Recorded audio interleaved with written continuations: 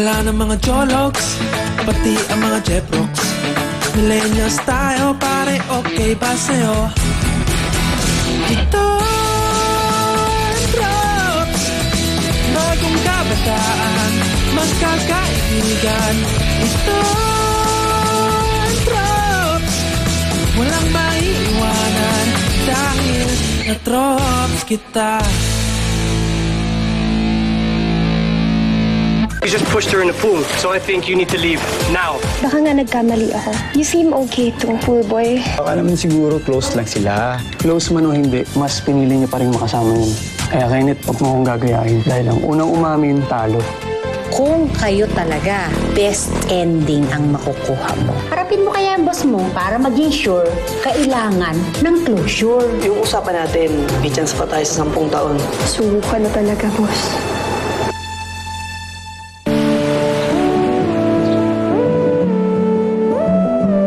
Tama na ang I Hate Mondays. Dapat I Heart Mondays na. Hashtag, huwag kang moody, Monday.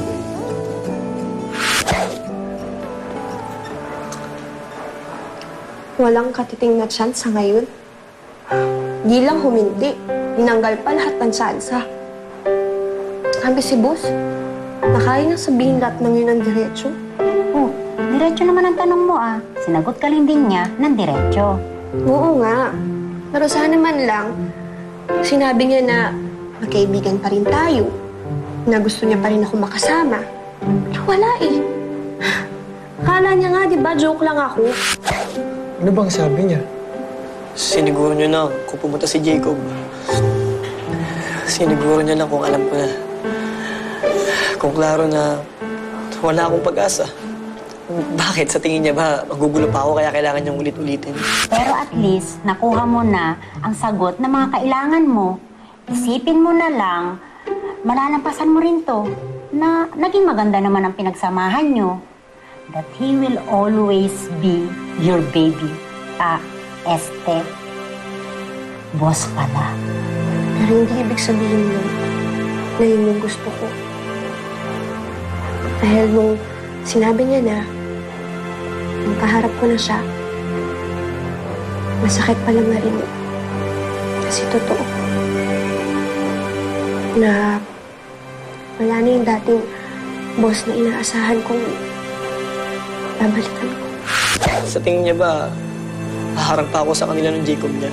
Baka naman ganun lang sinabi, pero gusto ka lang makamusta dahil alam niyang hurting ka din. Puro baka, puro sana. Lalo lang ako umaasa. At ang masaklap, kahit nakakainis, di ko magawang magalit sa kanya. Kasi walang punto. Magalit man ako, mainis man ako, ending naman, wala na si Tiago. Mag-isa pa rin ako. What's up, Kim? Sans, I heard about what happened yesterday. You okay? Yes, okay na ako. Yung babaeng lang yun ang hindi masyado magiging okay kapag nagpakita pa siya dito. But you could have hit your head. You could have drowned. Okay lang, dumating naman to eh. Bro!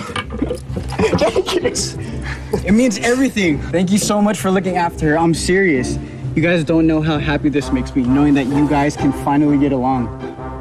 And I hope magtuloy-tuloy na to. You, me, Sandra. The terrible three.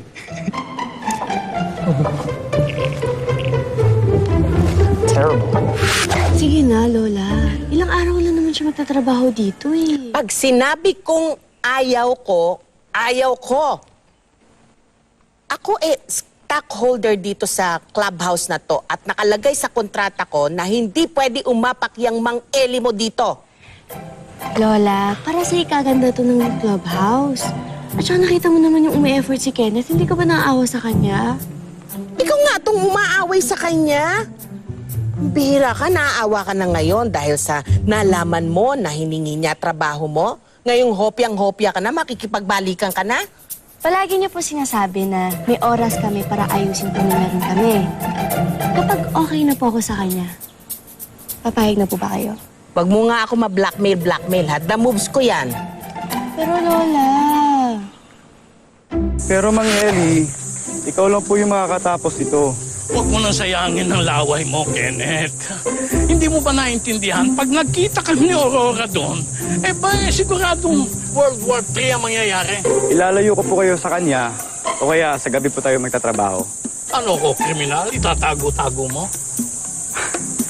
Kung wala po kayong kasalanan sa kanya, bakit nga po kailangan niyo pang magtago? Dahil pag nasinghala naman ako noon, talagang makakagawa na ako ng kasalanan.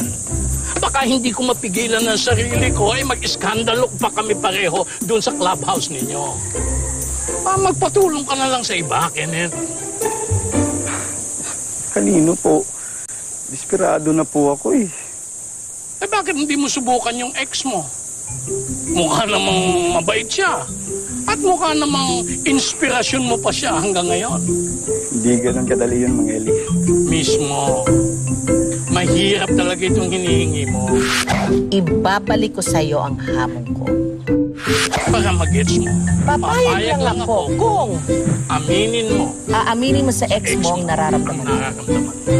Seryoso? Ang hirap, ano? Lola, imposible naman ata po yung pinapagawa niyo eh. Imposible. Imposible magpakatotoo? Dagdagan mo na rin ang sabihin mong mahal mo siya. Lola, hindi ko nga alam kung mahal ko pa siya. Paano ko sasabihin yun? Di alamin mo muna. At pag nagawa mo yun, at nasa alang-alang mo ng lahat, maiintindihan mo rin ang punto ko. At saka mo ako mapapapayag sa gusto mo.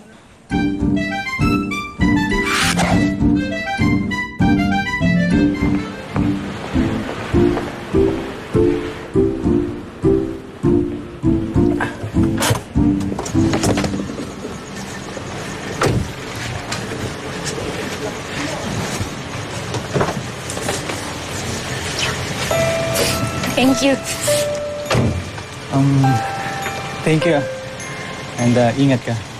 I had fun. Ako din ay had fun. Ingat! Bye.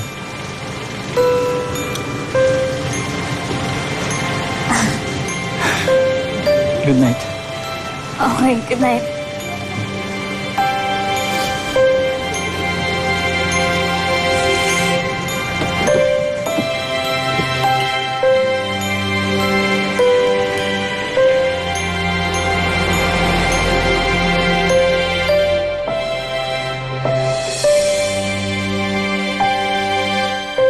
Excited ka na ba? Okay, sige. 1, 2, 3. Tada!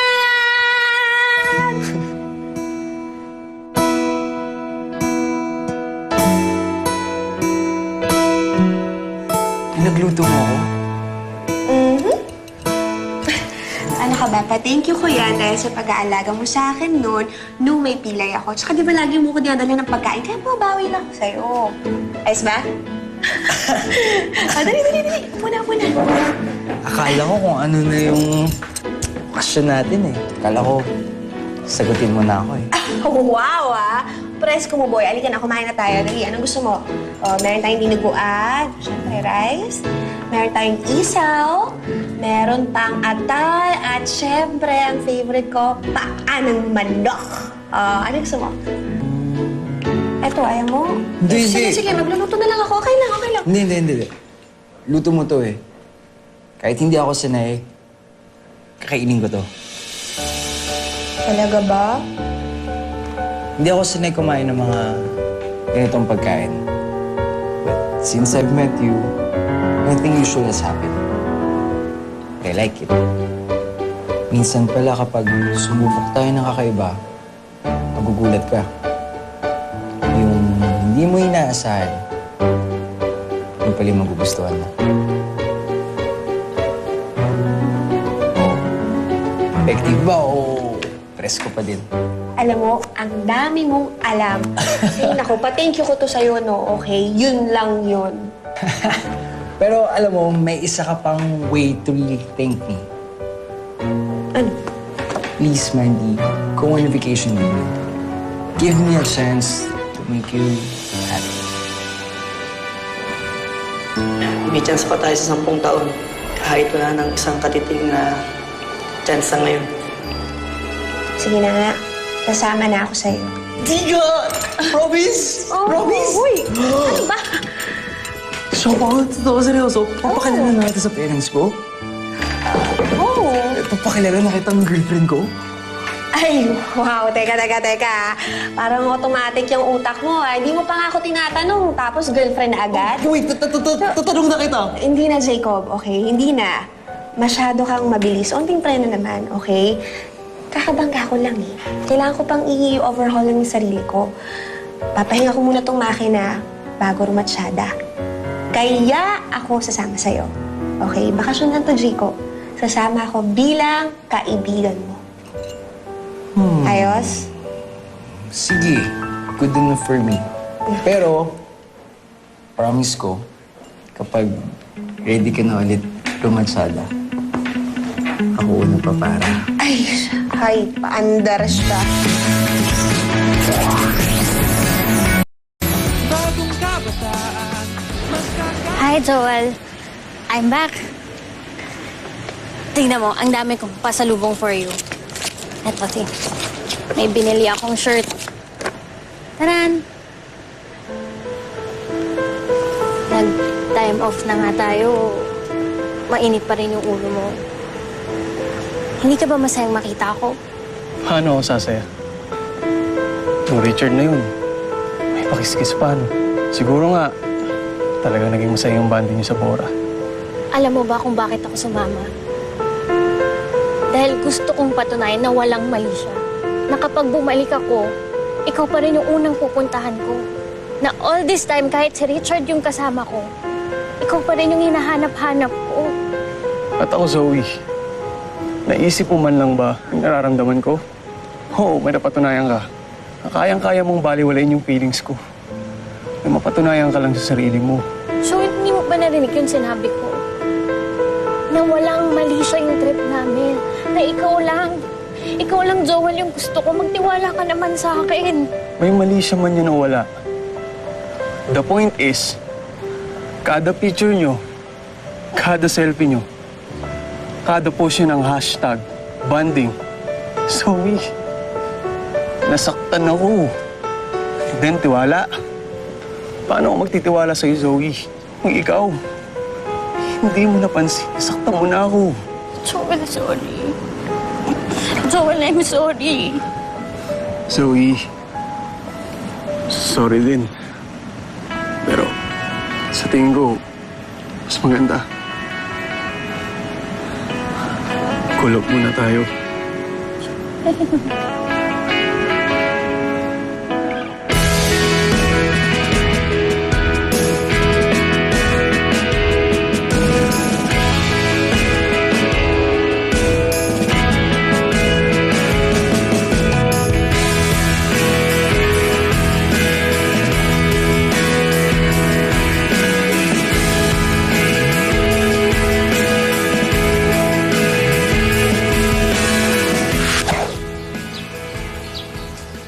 Hey, pool boy.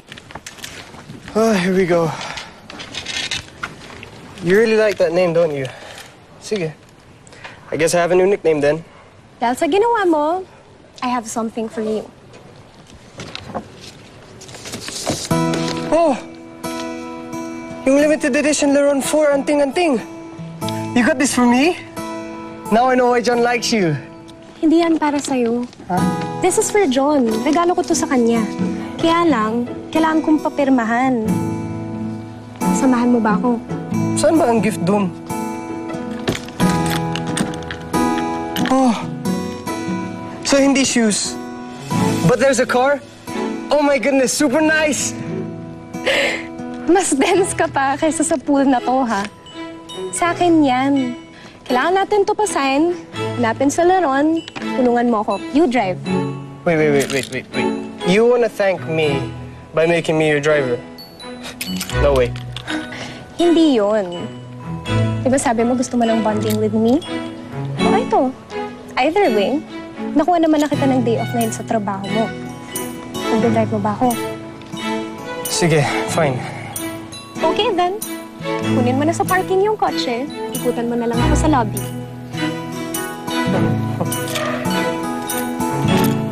This girl is such a... Pumayag na ba si Mang Ellie? Hindi. Si Lola, Di rin. papayag lang daw kapag...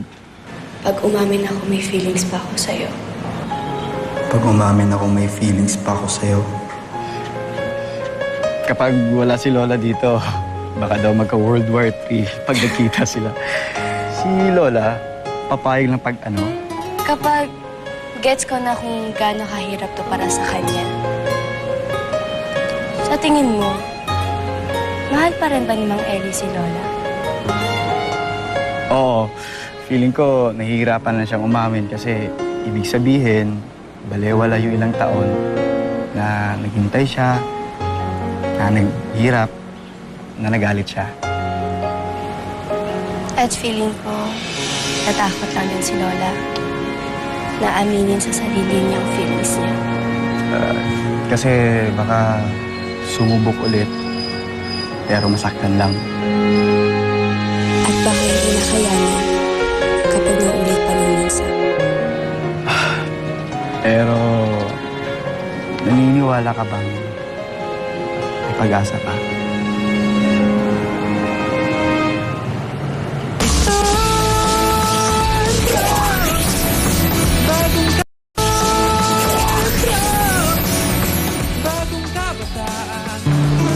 Kahit nagkasakitan na, kahit sinubukan pang mag-ayos, pero para pa ring aso't pusa.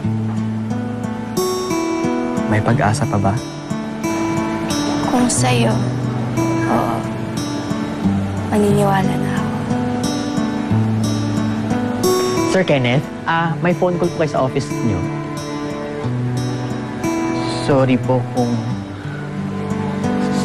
Sorry kung nasira ko po yung moment niyo ulit. Hindi. Mr. Colong, thank you. Susunod ako. Sige. Aki, anong plano natin? Ha? I mean kay Lola Aurora at kay Mang Ellie. What if magpalit tayo? Baka ikaw makakonvince kay Lola. At ako naman kay Mang Ellie. Sige, promise. I'll do my best. Kahit nahampas-hampasin pa ako ng tungkod, hindi ako titigil. Umaasa akong makikinig siya. Asa din ako. I mean, kay Mang Ellie.